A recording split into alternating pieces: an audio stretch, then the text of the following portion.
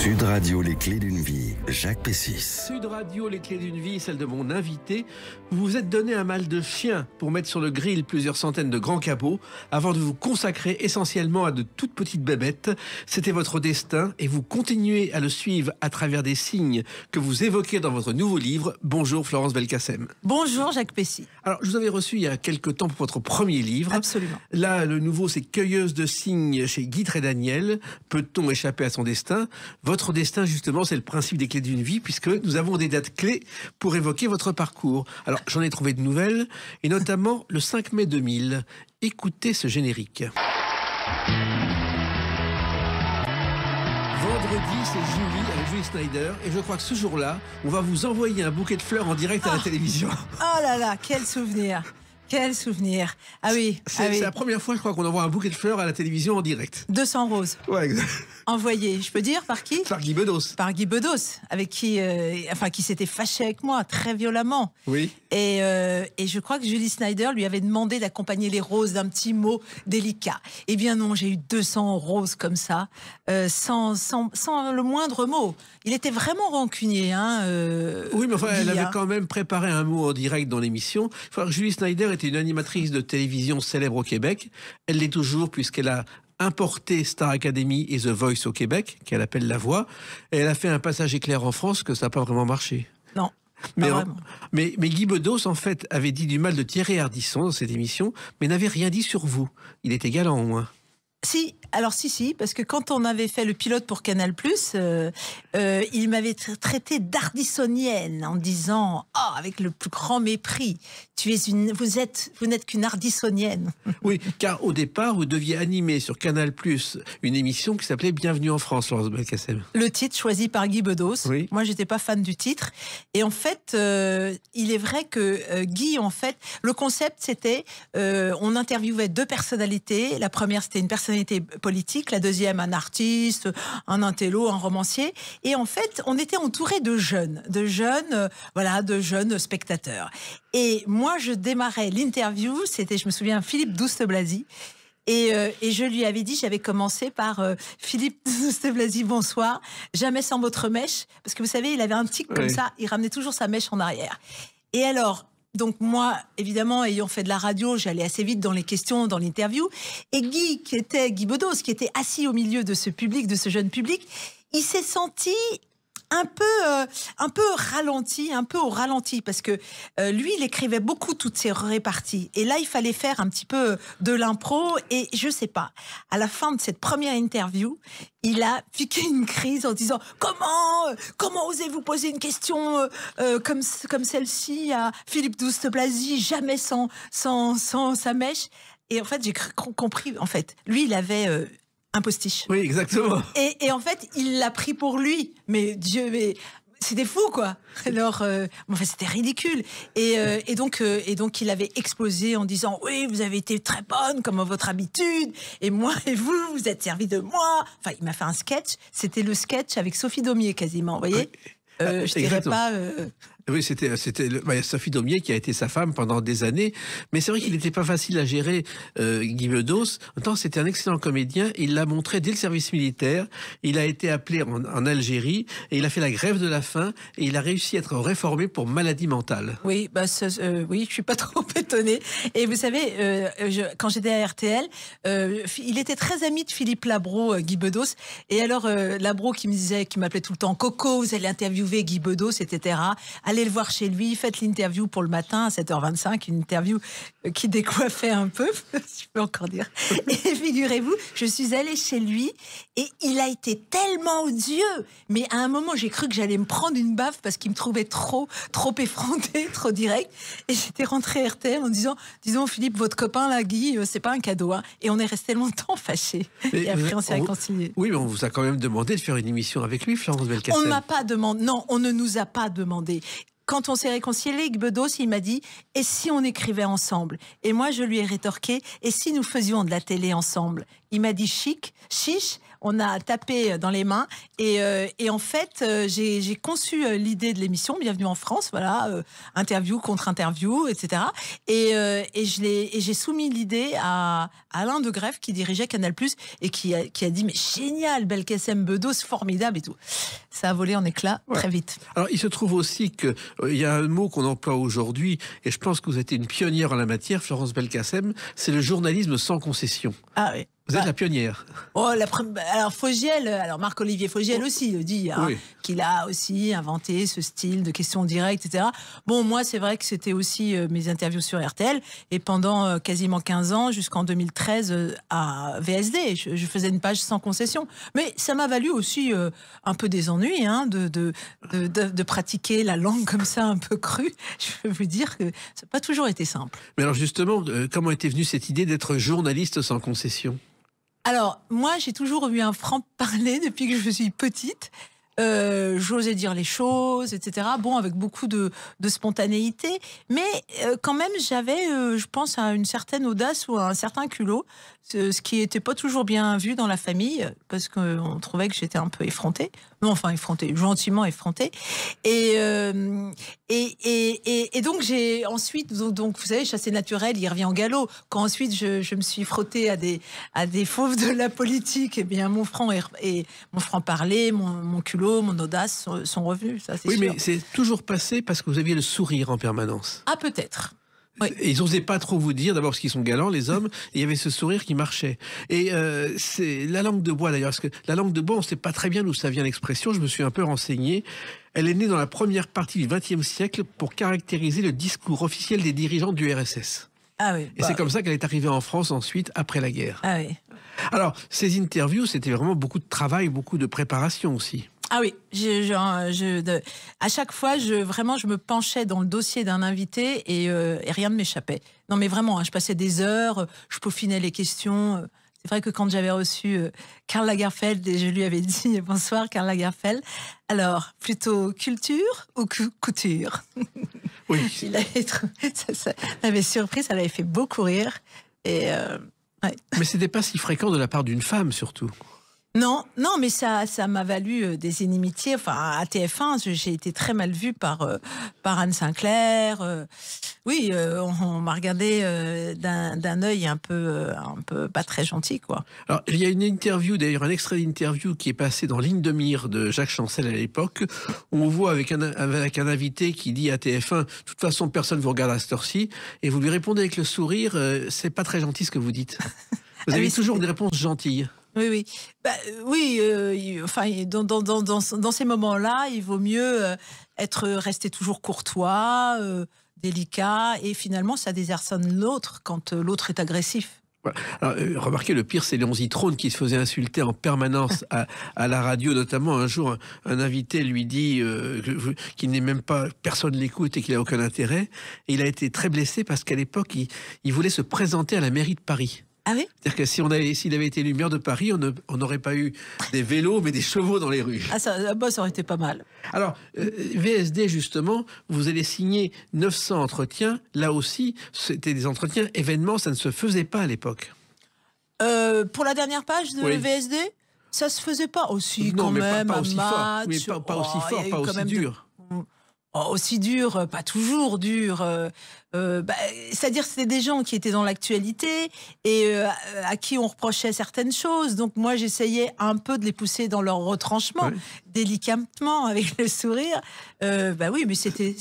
C'est le travail du journaliste. C'est le travail du journalisme. Aux États-Unis, regardez l'école américaine des journalistes, ils y vont quand même. Exactement. Enfin, on n'est pas là non plus pour ménager l'autre. Enfin, surtout dès lors qu'une personne est dans une salle à faire et ment, voilà. En même temps, attention, je n'ai jamais hurlé avec les loups. C'est-à-dire que quand les gens sont à terre, jamais je les mets plus bas que terre. Jamais. Au contraire, je leur tends le micro et je les écoute. Et puis vous avez fait des reportages pour la télévision, Florence Belkacem, tout à fait différents. J'ai retrouvé un reportage où vous interrogez Brialy et Christian Clavier sur la grippe. Ah, je m'en souviens plus du tout. Vous expliquez que la France est en pleine grippe et vous expliquez ça au JT. Ah bon ? Oui. Ah, je m'en souviens absolument. Ah non, mais là, vous remontez très loin. Hein. Je n'avais même pas 22 ans, je pense. Ah oui, alors ça, je m'en souviens absolument plus du tout.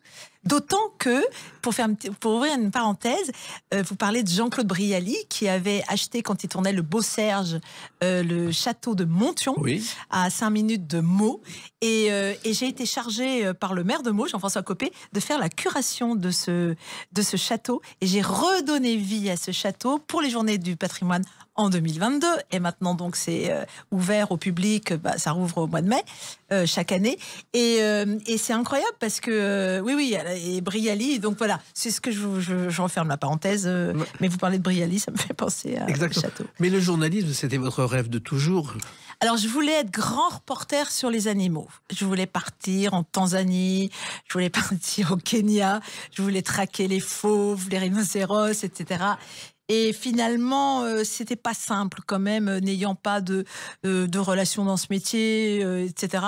Donc voilà, je me suis frottée à d'autres fauves qui étaient les politiques. Et vous avez appris votre métier dans une école qui a fermé d'ailleurs l'année dernière, le Studio École de France. Oui.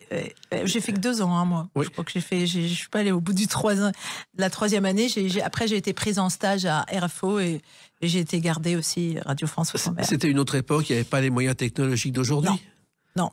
C'était presque aussi simple, non? C'était aussi simple, c'était vivant, oui. Et puis la parole était libre, c'est-à-dire que les gens, ils n'étaient pas cadenassés quand on les interviewait.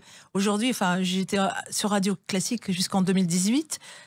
Sous l'ère Étienne Moujotte. Et c'est vrai que j'ai senti quand même que maintenant, les gens pesaient leurs mots, de peur que tout de suite ça éclate sur les réseaux sociaux. Ça, je le déplore. Ça, c'est vraiment. C'est pas le cas à Sud Radio. Notre slogan est « Parlons vrai ». Et on va continuer à parler vrai ensemble à travers une autre date, le 13 octobre 1990. À tout de suite sur Sud Radio avec Florence Belkacem. Sud Radio, les clés d'une vie, Jacques Pessis. Sud Radio, les clés d'une vie, mon invité Florence Belkacem. Nous parlerons tout à l'heure de Cueilleuse de signes, votre nouveau roman « Peut-on échapper à son destin » chez Guy Trédaniel. Et on en revient à votre parcours, on a expliqué vos débuts, pas toujours faciles.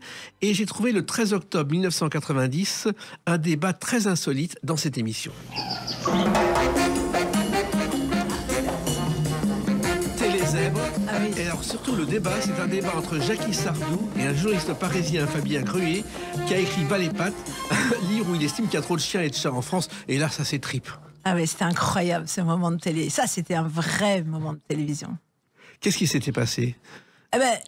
Donc Fabien Gruet, si je me souviens, si ma mémoire est bonne, était journaliste au Nouvel Observateur. Et donc, il reprochait, c'était Jackie Sardou, c'est ça, qui était invité. Et alors, elle défendait les animaux et lui avait justement écrit un peu contre les animaux, qu'on était trop dépendants de ces petites bêtes. Et alors, dans un langage peu élégant, elle lui en a mis plein la tête. Mais c'était un drôle. Ah oui, ça, c'était un grand moment. Parce que les noms d'oiseaux volaient. Ah oui, elle était assez spécialiste, Jackie Sardou. Ah oui. Elle était un peu vulgaire. Pourquoi un peu? Non, mais oui, elle était même vulgaire. Oui, c'était terrible. Il était affublé, le pauvre de... Si elle avait trouvé un pot de chambre, elle lui aurait balancé sur la tête. C'était vraiment du style... Et vous aviez du mal à retenir votre fou rire, Florence Belkacem. Ah oui. C'était quelque chose. Il faut savoir qu'elle estime, elle a toujours dit qu'elle est plus cocu que moi, tu rêves, parce que son mari la trompait sans arrêt. Et elle disait avec son langage, avant qu'il se tape une fille, je lui disais, fais gaffe, celle-là, tu vas être emmerdée. Des personnages comme ça, il n'y en a plus. Non, plus beaucoup. Non, il y en a encore. Il y a encore des personnalités, mais oui, c'était des... Ouais. C'est une époque où vous pouvez faire des sujets tout à fait insolites comme celui-ci. Oui. Alors, vous étiez dans un magnifique fauteuil et vous êtes une des chroniqueuses de cette émission Télézèbre avec, je crois que ça s'appelle Toute la ville en parle, votre chronique. Toute la ville en parle? Oui. D'accord. Et donc, il y a Yvan Le Bolloc, Françoise Hardy, Philippe Manœuvre, Bruno Solo, Yves Mourouzi et vous comme chroniqueur. Non, Mourouzi était mort déjà. Ah non, à 90, il n'était pas mort. Et Mourouzi? Oui, il faisait une chronique régulière pour s'en sortir, parce qu'il n'arrivait plus à faire de la télévision. Ah ouais? Ouais, c'était le début de la chute. Ah, mais je l'ai jamais croisé, Mourouzi. Ah, il est venu en tout cas. Ah oui. Alors, il se trouve que cette émission, c'est une émission de Thierry Ardisson, et vous l'avez rencontré dans une autre émission.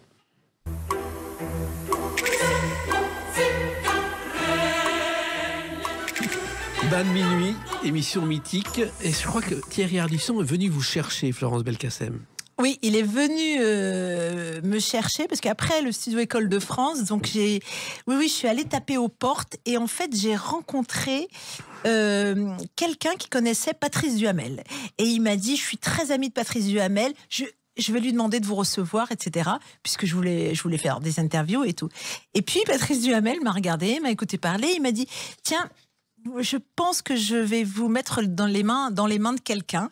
C'est un publicitaire qui va créer une émission, etc., qui s'appelle Thierry Ardisson. Évidemment, j'en avais jamais entendu parler. Et il m'a dit, je suis sûre que vous allez vous entendre. Et donc, je suis allée rue du Faubourg Saint-Honoré, taper à la porte de Thierry Ardisson. Et Ardisson m'a regardé, il m'a dit « Ah, on va jouer les politiques tous les deux, enfin les journalistes politiques, Anne Sinclair, je sais plus avec qui elle était, son acolyte dans les grandes années là, de l'interview de TF1. Et il m'a dit on va super s'entendre. Et on a fait des interviews. Oui, j'ai fait mes premières interviews politiques, c'est vrai. Dans Bain de minuit. Alors, il se trouve qu'il avait fait une première émission à TF1 qui s'appelait Descente de police, qui était adaptée d'une chronique qu'il faisait dans un journal, dans Rock et Folk, et ça n'a pas marché du tout puisqu'il a été arrêté par la haute autorité de l'audiovisuel. Oui. C'était très violent. Hein. C'était très il violent. mettait vraiment des coups et tout. Il faisait des... parce qu'ensuite il a sorti un album avec les photos, avec on voit, je crois, Lio avec le visage en sang. Enfin, je sais plus. C'était très brutal. Enfin, il faisait des mises en scène macabres et tout. Et ils étaient très, très... alors là, pour le coup, ils étaient très grossiers dans leurs questions. Alors que Bain de minuit, c'est beaucoup plus classique. Et vous vous retrouvez dans une discothèque, les Bains-Douches. Bains-Douches, d'ailleurs, qui a été le lieu de répétition de la première pièce de Coluche, avec Colline Serrault, qui débutait, Ginette Lacaze. Et vous vous retrouvez, c'est un décor qui ne vous est pas habituel. Non, c'était complètement inhabituel. Et surtout, j'avais fait venir Simone Veil dans l'émission. Oui. Puisque moi, j'étais chargée d'aller voir les hommes politiques et de les faire venir. Après, on les co-interviewait. Et alors, Simone Veil était furieuse parce que Catherine Barma nous avait mises toutes les deux en bas d'un escalier et on devait faire notre entrée ensemble. Et ils nous ont fait refaire 3 fois la scène. Et alors, évidemment, il y avait des jeunes femmes habillées un peu, tenues de soirée, etc. Et elle m'a dit, où m'avez-vous emmené? Dans un bordel? Et ensuite, dans l'interview, elle avait été, mais vraiment pas sympathique, parce qu'on lui posait une question. Et en fait, elle ne mettait jamais de point à sa phrase, quasiment pas. Donc, on n'arrivait pas à la stopper. C'était incroyable, mais c'était insensé. En plus, elle aussi, c'était la première fois qu'elle se rendait dans une discothèque. Oui. Alors, je crois qu'elle m'en a un peu voulu. Oui, il y a d'ailleurs un moment, elle vous rabroue sur une question. Oui, elle avait été détestable avec moi. Alors que moi, là, j'étais aussi vraiment très jeune. Enfin, elle aurait pu aussi avoir un petit peu de pitié pour moi. Bon, alors il se trouve qu'on pouvait à l'époque tout demander aux invités sans prendre le risque justement de ces réseaux sociaux.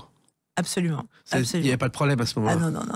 Ah non, on buvait du champagne, Ardisson fumait cigarette sur cigarette pour calmer son stress. C'était la folie, quoi. C'était la vie. En fait, c'était très gai. Je pense que ce qui a beaucoup changé, peut-être aussi, c'est le manque de gaieté. Voilà, c'est ça qui me frappe aujourd'hui, aussi dans le monde journalistique, dans les émissions.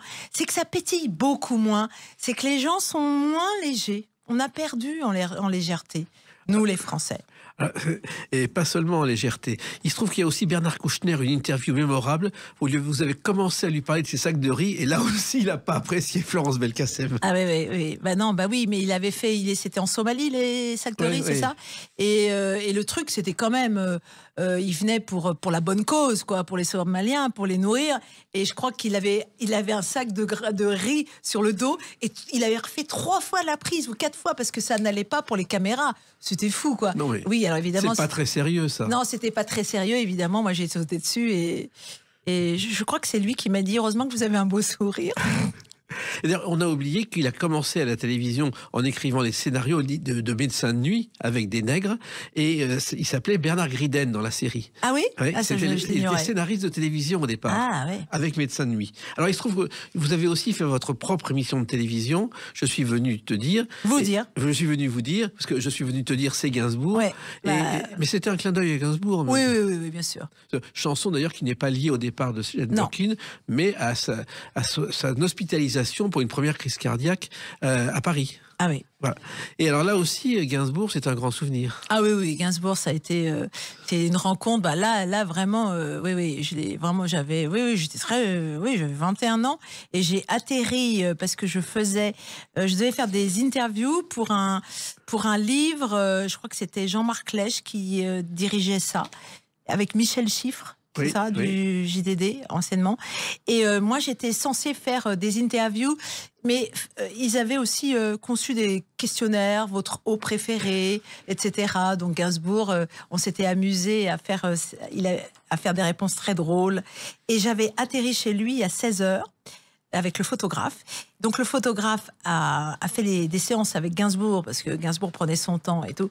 Et puis pendant 3 heures, etc. Enfin, de 16h jusqu'à 21h. Et ensuite, à 21h, je n'avais toujours pas commencé l'interview. Et se retrouver rue de Verneuil, dans sa maison obscure, seul avec lui, j'ai dit au photographe, mais moi je crois que je vais peut-être partir. Et alors le photographe me dit, ah non, il faut que tu fasses l'interview là, non. Et il est parti. Et je me suis retrouvée avec Serge Gainsbourg. Je peux vous dire que j'en venais quand même pas large, mais il était d'une élégance, d'une délicatesse incroyable. Il a quand même voulu me faire visiter la maison, sa chambre, la chambre des filles, etc., tout ça. Il voulait aussi me montrer son film Je t'aime moi non plus. Je lui ai dit que une prochaine fois qu'il fallait peut-être qu'on commence l'interview. Et donc il s'est assis dans son fauteuil Louis XIII à tête d'aigle, etc. et tout. Et moi j'étais donc il était sur ma gauche et moi j'étais assise sur un très beau fauteuil aussi. Et je prenais en note. Et alors il me regardait avec beaucoup d'attention. Et à un moment il m'a dit t'es pas comme tes consoeurs et tes confrères à avoir un magnéto et d'appuyer, faire top ou clic. Toi, tu prends en note. Tu vas être une grande journaliste. Voilà, il m'a dit ça. C'est un beau souvenir. Ouais, c'est un super souvenir. Vraiment, il nous manque, Serge Gainsbourg. Il y en a plus beaucoup des Gainsbourg. Ah, ça, on est bien d'accord. Il y en a plus du tout. C'était incroyable. Autre date importante dans votre vie, mais très récente, c'est le 10 mars 2025. À tout de suite sur Sud Radio avec Florence Belkacem. Sud Radio, les clés d'une vie, Jacques Pessis. Sud Radio, les clés d'une vie, mon invité Florence Belkacem. Nous parlerons tout à l'heure de Cueilleuse de signes, votre roman Peut-on échapper à son destin chez Guy Daniel. Et votre destin, justement, le 10 mars 2025, c'est l'annonce des premiers résultats d'un prix pour cette femme dont vous allez reconnaître la voix. La chamade, c'est une expression, ça fait le cœur bat la chamade. Et ça vient d'une expression de... Le prix Françoise Sagan, car c'est sa voix. Et ça, je crois que vous faites partie du jury cette année et qui est un prix qui vous tient très à cœur. Ah oui, je suis très honorée. Je remercie Denis Westhoff parce que moi, j'ai la plus grande admiration pour Françoise Sagan, pour tous ses premiers livres. J'en ai lu beaucoup, Les Merveilleux Nuages, La Chamade, Le Garde du Cœur. Si vous ne l'avez pas lu, c'est un livre incroyable. C'est une histoire folle. Et d'ailleurs, dans ce que j'aimais dans les livres de Sagan, à la fois, il y avait quand même beaucoup de mélancolie, mais à la fois, il y avait toujours de la gaieté, comme ça. Et donc, pour moi, cette femme, son parcours, son destin, d'avoir publié à 17 ans Bonjour Tristesse, donc 71 ans aujourd'hui, depuis la parution, c'est vraiment un modèle pour moi. Et je peux vous dire que là, j'en suis à mon 3e livre, et chaque jour, avant d'écrire, enfin, je lis de la poésie. J'ouvre à nouveau L'étranger de Camus ou La métamorphose de Kafka et j'ouvre des livres de Françoise Sagan pour le style, pour la fluidité des phrases, parce qu'elle avait vraiment le talent de tout de suite de camper le décor et d'installer une ambiance psychologique. Et ça j'aime. Et voilà. Votre découverte de Françoise Sagan, c'est avec quel livre ? Oh Bonjour Tristesse. Directement. Oui. Et ça vous a marqué ? Ouais, ça m'a marqué. Oui, c'était d'une insolence, un ton, enfin, cette jeune fille qui écrivait, qui parlait de l'amour, enfin, il y avait une volupté dans ses mots aussi, dans ses attitudes, la façon dont elle décrivait l'héroïne, etc. Oui, quand on peut pas être insensible quand on est soi-même une jeune fille. C'était aussi un personnage fantasque, vous ne l'avez jamais rencontré. Ah si. Je l'ai rencontrée et je m'en souviendrai toute ma vie. J'ai adoré. J'étais allée dans sa maison. Elle était extrêmement timide, extrêmement réservée. Et je me souviens, c'était le matin, c'était 11h, parce qu'elle était plutôt une femme de la nuit, etc. Donc, elle me regardait comme ça, avec beaucoup de tendresse et tout. Alors, elle fumait, évidemment, elle fumait beaucoup. Elle n'était pas toujours audible, hein, parce que je me souviens que quand j'ai fait le montage avec le réalisateur de l'émission, on avait parfois des moments où on comprenait pas trop, mais c'était tout son charme, hein, c'était au moment, je sais plus, 96 ou 97, et je l'avais adorée. Ensuite, je l'ai rappelée, elle donnait de moins en moins d'interviews. Je l'ai même pistée dans Paris, parce qu'elle allait dans un lieu de la nuit, mais elle était très protégée. C'était difficile de franchir les barrières, mais j'aurais adoré la revoir. Ouais. Oui, à l'époque, je crois qu'elle vivait encore dans un hôtel particulier dans le 14e. Oui, c'était là, peut-être, alors que j'étais. Oui, c'est ça. Elle m'a reçu, mais dans son lit. J'ai dû faire l'interview au bord du lit pendant 1 heure, et j'ai pas tout compris non plus. Mais après, elle a habité chez Peggy Roche, qui était son amie. Elle avait un appartement rue du Cherche-Midi, au rez-de-chaussée, et heureusement, parce qu'elle oubliait toujours les clés et elle rentrait par la fenêtre. C'est incroyable. Non, mais ça, ouais. Alors, elle était, elle aussi, une passionnée de livres, puisque dès l'enfance, dès qu'elle avait 7 ou 8 ans, elle a demandé pour le Père Noël des livres. Ah oui. Et c'est vrai que le goût des livres, vous l'avez aussi tiré beaucoup de Françoise Sagan, Françoise.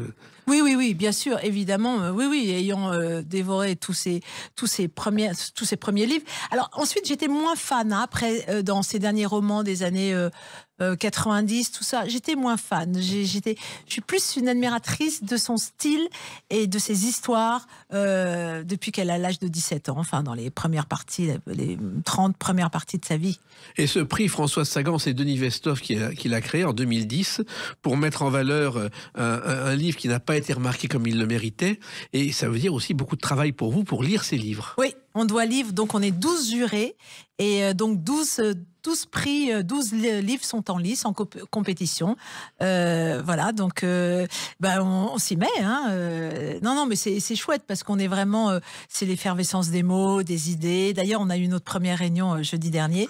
Et c'était très gai. Et alors, et on termine... Alors, visiblement, Denis Westhoff termine toujours la première séance de travail, enfin les séances de travail, par du champagne. Comme sa maman. Voilà.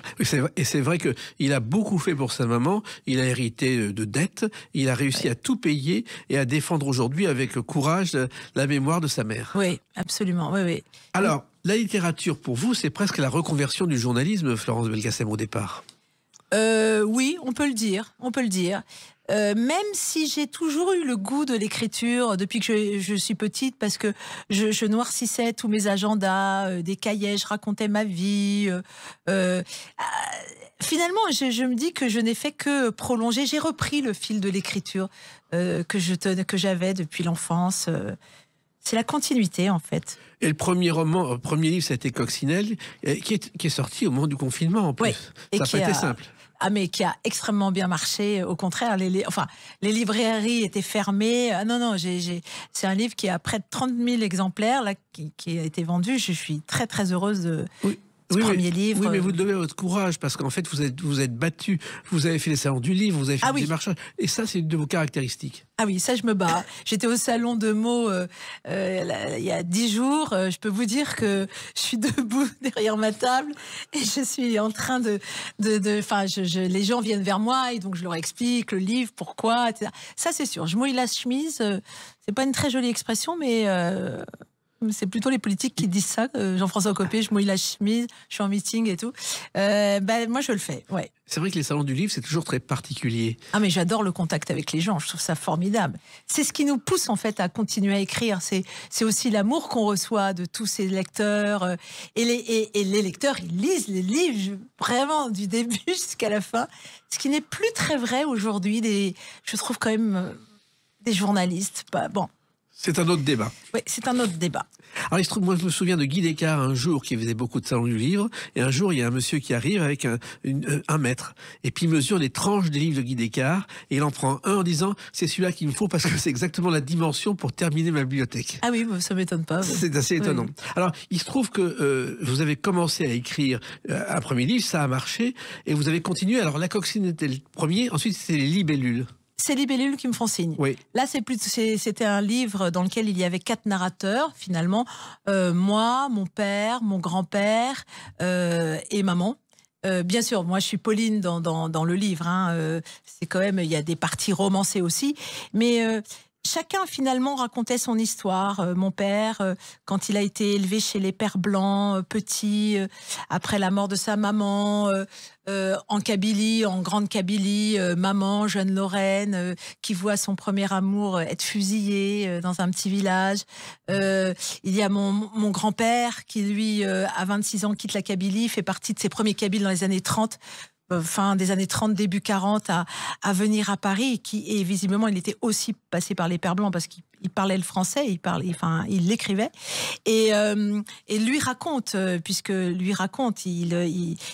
en fait, il va passer toute sa vie dans un hôtel parce que il a perdu sa femme qui avait en couche quand papa est né, et il s'est senti maudit. Pour lui, le destin l'avait frappé.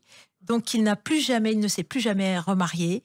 Et je pense qu'il a vécu toute sa vie dans cette chambre d'hôtel avec cette femme qu'il a aimée, qui s'appelait Tassadit, et dont on n'avait jamais parlé à la maison. Oui, et justement, c'est le style que vous avez adopté pour vos livres, c'est pratiquement raconter votre vie et celle de votre famille.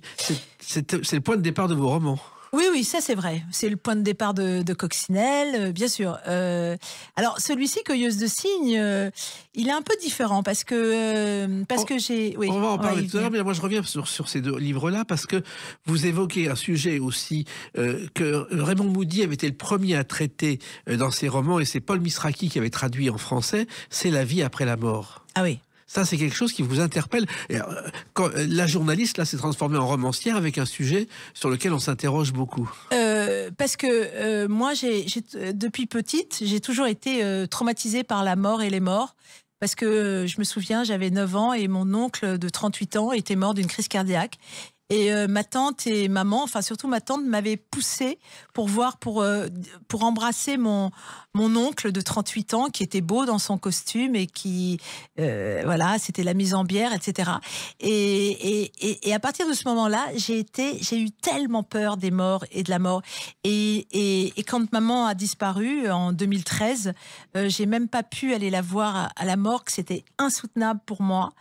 Et en revanche, elle m'a réconcilié, maman, avec la mort et les morts.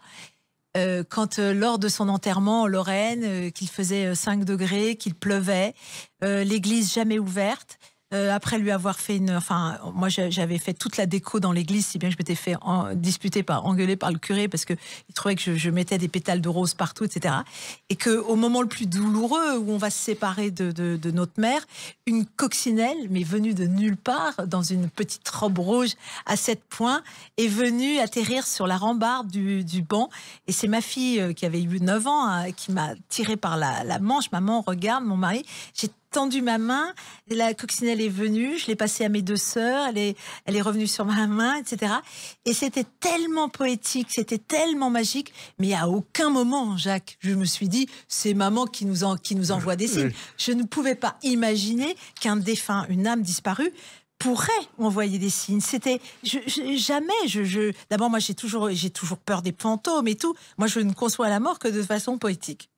En même temps, vous êtes penché sur le sujet, et surtout, vos origines sont étonnantes parce que vous êtes à la fois kabyle et lorraine. C'est pas si fréquent, Florence Belkacem. C'est ça. Mais il y avait aussi pas mal de lorrains ou de bretons chez les Pères Blancs. Donc, papa, je pense qu'il avait dû sympathiser avec un prêtre lorrain qui devait avoir les mêmes yeux que maman, des yeux gris-bleus, parce que, parce qu'ensuite, il est tombé fou amoureux de maman à Paris. Donc. Et votre père, vous lui devez, Florence Belkacem, le goût de l'effort et du travail accompli. Aussi maman, hein. Maman, beaucoup aussi. Oui, travailleurs, des travailleurs. Vous avez toujours beaucoup travaillé dans votre vie ? Oui, toujours. Et en même temps, la poésie vous touche là aussi, ça vient de la famille. Alors la poésie, oui, bien sûr. Moi, j'avais une grande sœur aussi qui a fait beaucoup de théâtre, qui m'emmenait à ses représentations théâtrales. Quand elle était sur scène, j'avais 5 ans, 6 ans. Je m'endormais. Il récitait du Aragon, tout ça. Et donc j'ai quand même baigné dans cette atmosphère aussi, oui, de poésie.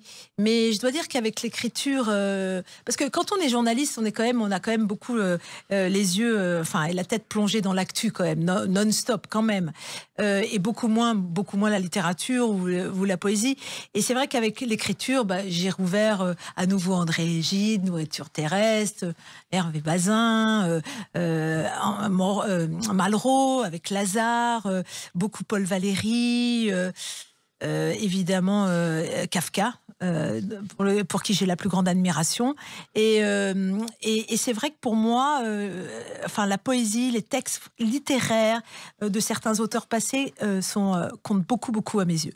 Je pense qu'ils nous nourrissent, ils nous insufflent un style, une cadence de mots. Ça, je pense vraiment à ceux qui veulent écrire, je leur recommande vraiment de lire des auteurs aussi passés. On va lire en tout cas votre livre qu'on va évoquer à travers la date du 13 mars 2025. A tout de suite sur Sud Radio avec Florence Belkacem. Sud Radio, les clés d'une vie, Jacques Pessis. Sud Radio, les clés d'une vie, mon invité Florence Belkacem. On a évoqué votre parcours de journaliste, vos débuts de romancière, le prix Françoise Sagan. Et le 13 mars 2025 est sorti un roman, Cueilleuse de signes, chez Guy Trédaniel. Peut-on échapper à son destin? Pourquoi ce livre aujourd'hui? Pourquoi ce roman où vous revenez sur votre sujet favori, la quête dans l'univers des signes? Alors, ce livre, c'est écrit sous la forme d'un journal. Oui. L'héroïne, la narratrice, c'est Pauline. Bon, évidemment, il y a beaucoup de moi. Et Pauline tient ce journal depuis 2018 et va le terminer en janvier 2025.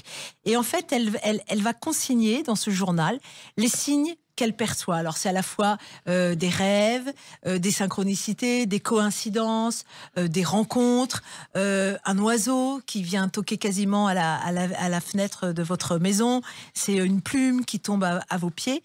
Et finalement, pendant 7 ans, Pauline comprend que tout ce qui lui arrive ne doit rien au hasard. Voilà, que d'une certaine manière, moi je crois au destin. Je pense vraiment au destin. Je pense que ça éclaire un chemin. Et pour illustrer l'histoire du destin, si vous permettez, je voudrais parler de ce domino un voisin m'a remis, un voisin d'immeuble m'a remis il y a quelques années, je sais plus, il y a 5-6 ans. Et c'était au moment c'était après le Covid. Et il avait trouvé ce domino en sortant du théâtre de la Michaudière, une très belle pièce datant des années 60 peut-être. D'un côté, il y avait 3 points rouges et de l'autre, un point bleu. Et il est venu me voir en me disant, écoutez, il faut que... Je me suis demandé si ce domino trouvé dans la rue hier faisait écho à ma vie. Eh bien non. Et j'ai pensé spontanément à vous. Et je me suis dit que ce domino devait vous revenir. Peut-être qu'un jour, vous comprendrez. Eh bien, Jacques, j'ai compris en avril dernier, en avril 2024, quand je suis allée en Kabylie, parce que j'étais allée précédemment en octobre, j'avais été invitée au Salon du Livre International d'Alger. Et donc, on a eu un visa, ce qui est quand même pas facile aujourd'hui avec l'Algérie. Surtout en ce moment, oui. Voilà.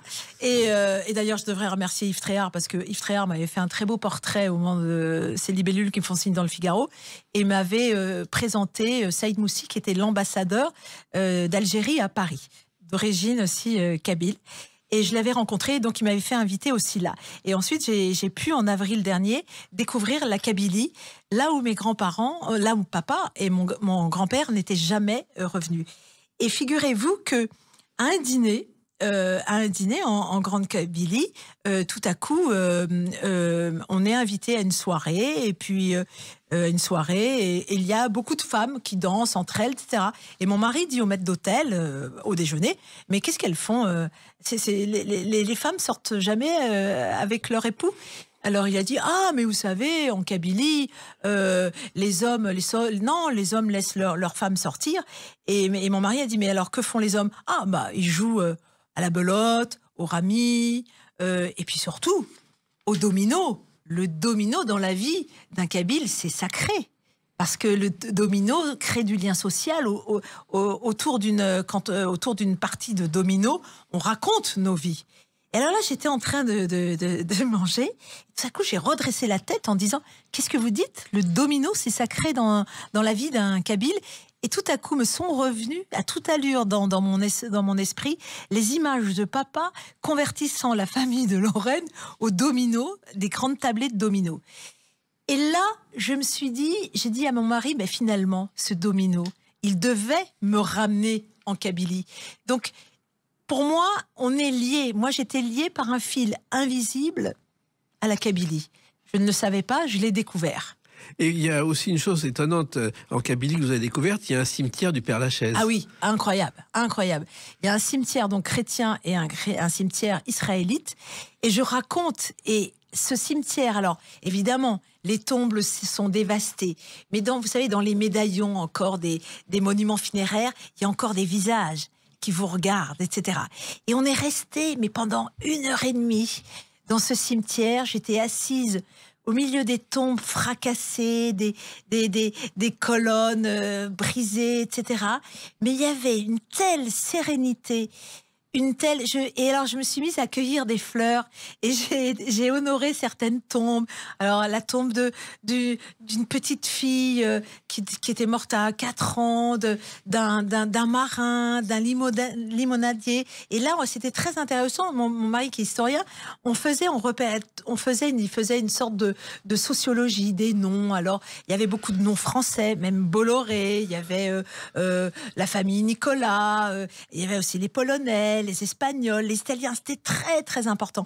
Et finalement, je me disais, il y a bien longtemps qu'on n'a pas fleuri ces tombes, mais la nature, elle était là. La nature, c'était le printemps, et la nature, elle était d'une beauté incroyable. Tous les arbres s'ouvraient, il y avait des fleurs qui sortaient de la terre, des tombeaux. C'était vraiment... j'ai vraiment ressenti une grande sérénité et ça a été c'est un moment que je n'oublierai jamais, je pense. Et il se trouve aussi que la nature, les oiseaux ont toujours eu de l'importance pour vous. Dans ce nouveau livre, Cueilleuse de cygnes, il y a un pigeon notamment. Oui, un pigeon. Ah oui, alors ça c'était en 2018, quand j'étais dans mon salon, etc. Et j'étais sur la banquette, il y avait un rayon de soleil, on était en février et tout. Et puis mon mari m'avait offert des pensées, donc sur le balcon il y avait une grande jardinière de pensées, violettes, rose pastel, blanche. Et tout à coup, il y a un pigeon, un drôle de pigeon. Et je dis que Picasso aurait pu peindre d'ailleurs, noir avec des taches blanches. Et d'ailleurs, en me renseignant sur Picasso, j'ai découvert que le père de Picasso ne peignait que des pigeons et qu'ensuite Picasso a perpétué cette tradition de peindre des pigeons. Donc il a fait La Dame aux pigeons, toute une série sur les pigeons. Et ce pigeon, à un moment, il s'est retourné vers la fenêtre et il semblait m'appeler. Donc je me suis approchée de lui. C'est complètement loufoque ce que je raconte. C'était incroyable. Et je me disais, parce que le pigeon, c'est aussi le symbole de l'amour, c'est la famille, les pigeons. Les pigeons sont toujours, c'est deux pigeons, c'est mets d'amour tendre, etc. Donc c'est vraiment... Et alors, est apparu un moment, donc je sentais qu'il m'invitait à converser. Vous voyez, il bougeait sa tête de gauche à droite, il donnait des petits coups de bec, c'est incroyable. Mon mari qui était à côté, qui assistait à la scène, m'a prise complètement pour une farfelue, une dingue. Et tout à coup, le pigeon a fait demi-tour et je l'ai vu s'en aller dans le ciel, etc. Et je suis restée. Et à un moment, a surgi un rayon de soleil qui est venu éclairer ses pensées. Et pourquoi j'ai pensé à maman? Je me suis demandé si c'était pas maman qui m'envoyait ce pigeon. Parce qu'il y avait une lumière qui était presque incroyable, d'une beauté, d'une poésie. Je trouvais que vous savez, les pensées ont des petits yeux. Et c'était comme des petits yeux qui s'ouvraient et qui regardaient le ciel. Et j'ai pensé très fort à maman et ça m'a émue. Et finalement, je me suis dit que de là où elle était, elle continuait à m'envoyer de l'amour. Il n'y a pas que des pigeons d'ailleurs dans ce livre que vous évoquez. Il y a un autre animal et Maurice Chevalier l'a chanté. Quels sont les chats qui habitent les grands quartiers? Quels beaux minets ont le plus Les long Aristochats classiques. Walt Disney avait demandé comme un service à Maurice Chevalier de chanter le générique. Il ne chantait plus et il a accepté par amitié pour Walt Disney. Et c'est vrai que des chats, je crois que vous en avez 3 à la maison, Oui. qui sont les patrons de la maison. Les patrons de la maison, donc 3 chats, on a pour Duchesse, une doyenne, elle a 13 ans, c'est une chatte noire, etc. On a une chartreuse très sauvage, un tempérament un peu lunatique, et puis il y a cette Mojo, petite chatte tigrée que j'ai recueillie, qui est née dans la maison quand papa s'éteignait. Ça aussi, c'est un signe. Et cette chatte, ce bébé chat, c'était terrible. Je revenais du funérarium et je suis allée dans la maison. C'était tellement triste et tellement lourd. Ce petit chat là que j'avais pris pour un garçon au départ est venu s'asseoir sur mes genoux. J'avais les mains contre lui et tout à coup il s'est mis à ronronner.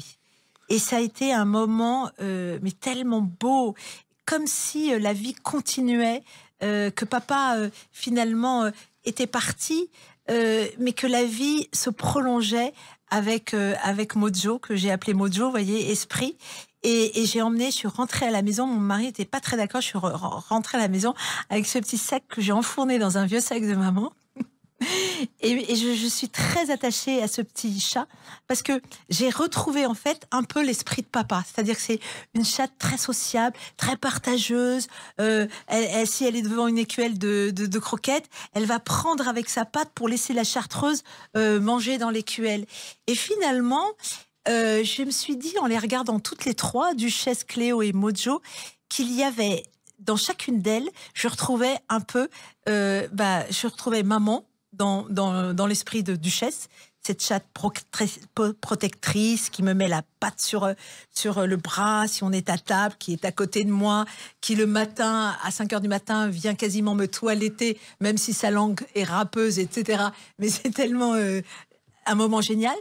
Donc je trouvais que c'était un peu l'esprit de maman, et la chartreuse, l'esprit de ma belle-mère qui aime les fourrures, qui glisse les chaussures, qui glisse à chaque fois qu'il y a une paire d'escarpins, elle glisse ses pattes dans les chaussures. J'avais fabriqué un petit sac en fourrure à ma fille, elle en a fait son doudou, donc à chaque fois je lui dis mais Cléo, la Fashion Week c'est fini, parce qu'elle vient comme elle l'a dans la gueule et elle pousse un miaulement et c'est une sorte d'offrande. Et dans ces 3 chats, je suis comme Colette, qui aussi prêtait des caractères humains à ces chats. Eh bien, je suis comme elle, mais je ne crois pas, moi, à la métempsychose. Je dis pas que mon père s'est réincarné en Mojo, pas du tout. Hein. Mais je pense que il est possible que les âmes ou les caractères migrent dans les caractères des chats, quoi. C'est possible. Et en tous les cas, ça nous amuse beaucoup. Et finalement, ça permet de garder le lien avec les êtres chers qui nous ont quittés. Et dans ce livre, Florence Belkacem, votre héroïne Pauline évoque aussi Edgar Morin, qui est cher à votre cœur. Incroyable. Ah oui. Alors là, une interview d'Edgar Morin dans Le Monde pour ses 101 ans. Et le titre, c'est « Toute ma vie, j'ai rêvé de ma mère ». Qu'il appelait Luna.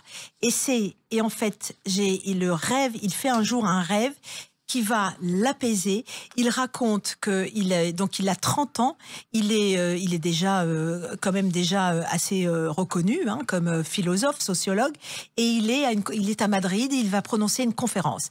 Et la nuit, il rêve que sa maman, il est sur un quai de la gare, il y a une foule incroyable, et dans cette foule, il reconnaît sa mère. Et il court presque vers sa mère, il s'embrasse. Elle me dit « Mon petit, je suis tellement heureuse de te retrouver, tellement heureuse. » Et il lui dit « Et moi donc, maman, mais tu viens avec moi, tu viens à la conférence, il y aura papa. » Et elle lui dit « Ah non, mon petit, je suis très très pressée, il faut que je reprenne le train. » Et alors, il faut savoir que sa maman, en fait, est décédée d'un arrêt cardiaque à Saint-Lazare, dans le train. Et donc, vous voyez, elle retourne dans le lieu où elle a quitté la vie. Et donc, ce rêve l'a apaisé, et moi j'ai fait le même rêve, et c'est là où c'est incroyable, c'est que moi j'ai rêvé de papa parce que j'étais pas là au moment où il est parti. Et j'avais une douleur incroyable. J'avais un chagrin. J'étais inconsolable. Et je rêve de papa.